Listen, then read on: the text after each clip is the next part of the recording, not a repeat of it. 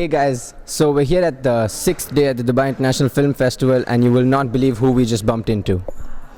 For those of y'all that listen to Dubai 92, you will definitely recognize these voices. They are the ones that draw out the monotony from the ride back home. We have with us... the one and only, ladies and gentlemen, Harry and Pricey! That's better than our current introduction that we have on the air. The crowd goes wild.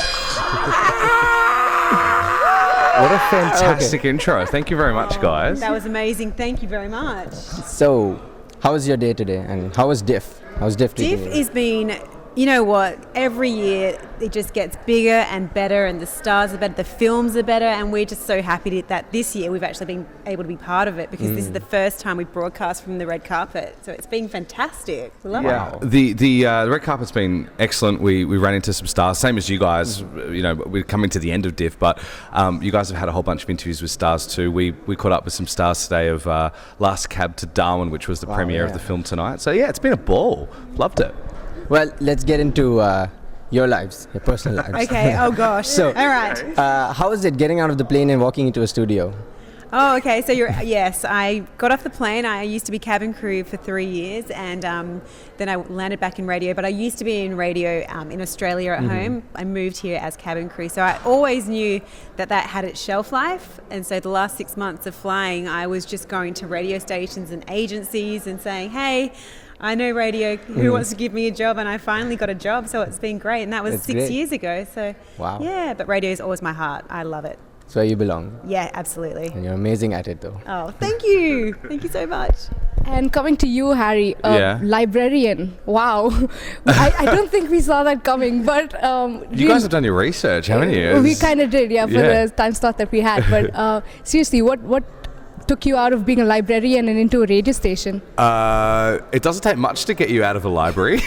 I think students will agree with that. It's shortened, the abridged version.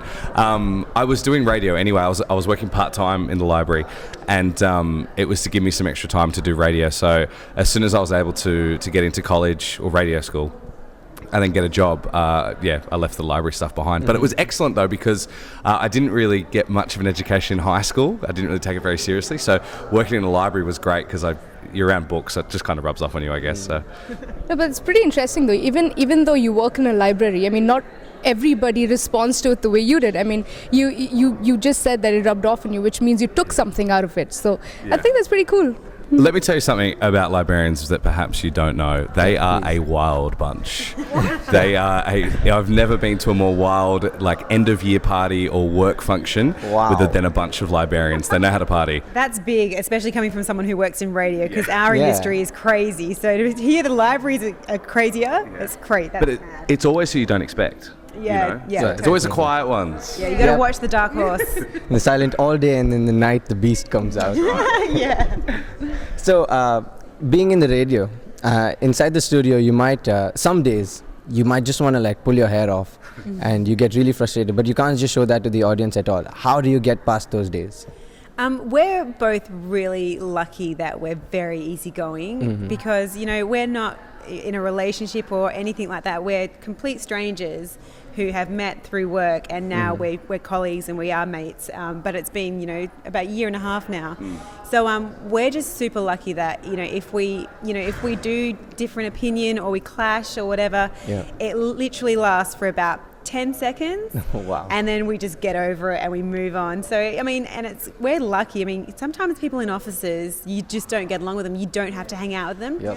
Harry and I look at each other for 4 hours straight every single day. Wow. And we just get past it. We're both quite mature. And so we just, if we bust heads, we're over it in 10 seconds. So, we're really lucky. Yeah. We're lucky. Price is right. Like we are lucky like that. I think since we've started, we've probably had 3 or 4 major fights. Yeah. But the good thing is, I think with radio, or especially, it's usually while we're on air, or in the studio, and I think because we have to be happy, and we have to be entertaining or bubbly or whatever you want to call it for the next talk break after the song, it forces us to get over it really quickly. So we'll get over it, and then actually once you're over something, you're like, oh, I don't really care about that much. So you just feel so happy after it. You're like, oh, I'm so glad I'm over that. yeah. So it's sort of like a way of life. Yeah. being in that spirit all the time. And Yeah, being, but fast tracked Yeah. because I mean I'm a typical girl. So in my head, I'm like, I'm not speaking to them again. For You the know, next I'm 10 never. years. Yeah, you know, it's such a girl thing to do. And being in radio and being with Harry, I'm just like, you know, you don't think that because you just got to get through it and get over it. Yeah. Yeah. It's funny. All right. So when you're inside the studio, only you know what's going on. People listening to you, your voices are perfect and everything's all fine. The day's all happy. Give us some embarrassing situations that have happened inside the studio, but people outside had no clue about it.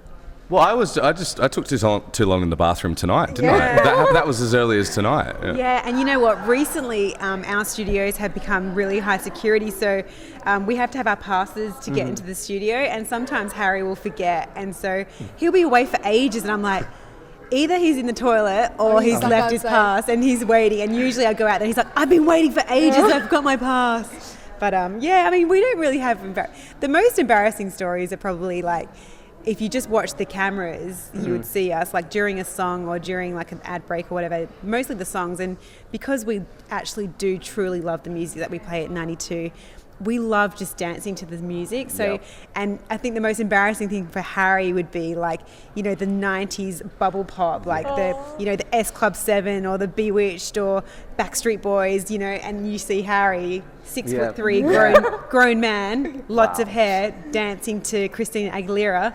That's probably the most embarrassing. Thanks, Pricey. We need to get a camera to your station It soon. wasn't the most embarrassing until you told everyone. I'm going to try and get that footage for you guys. Please, you can please do use it in that. your project. Yes. That would be priceless. It shall go up on YouTube. Yeah. In actual fact, you can't help it. Like the music we play is fantastic. Yeah, so it is. yeah, that would be the most embarrassing. But I think for both of us, like Oh, yeah. and singing along, like we've got a microphone in front of us. It's off, thank Yeah. goodness, so no one can Yeah. listen to us Yeah. sing. But yeah, we do sing Yeah, along. like we're coming out of a song, just about to go into a live, like a link or whatever.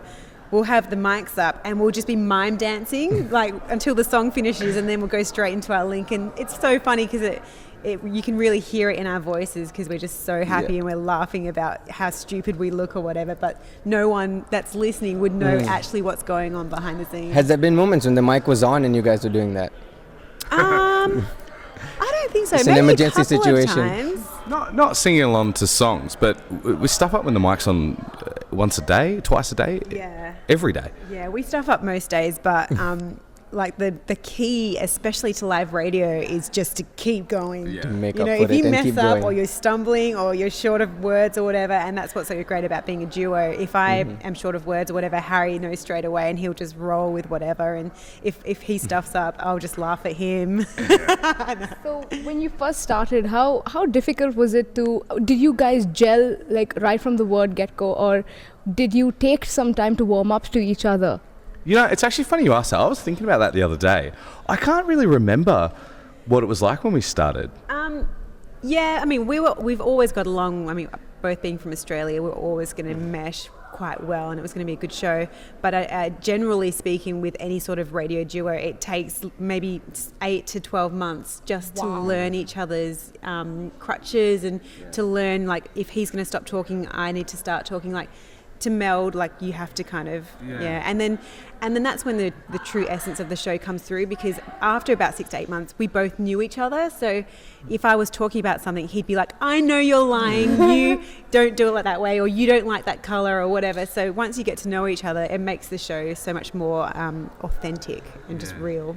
It certainly, like when we first started, it certainly wasn't like it wasn't an exhausting process. Like it just kind of happened naturally, which was good. Like I didn't ever feel like, oh, like we're at work or that we were stuffing up a lot or anything like that. It just, and I think sometimes it's a good thing if you don't remember something, because it obviously wasn't that bad. So yeah. No, it was good. That was great having you guys with us on Manipal Dubai TV. Thank you so And much. we will Thank you listen. so much for joining us. Honestly, Anytime. thank you. Pleasure, You're anytime. always welcome in the studio as well. And thank you so much for making our ride back home way better than it's supposed to be. Love you. Thank you. The traffic, you just help it like a whole lot. Thank you. Thank you so much. Thank you so much, guys. Thank you so Thanks. much, Harry and Pricey. So that was Harry and Pricey, guys. We'll see you again. Hey, we're Harry and Pricey from Dubai 92. Make sure you keep watching Manipal Dubai TV. Keep watching. Yeah.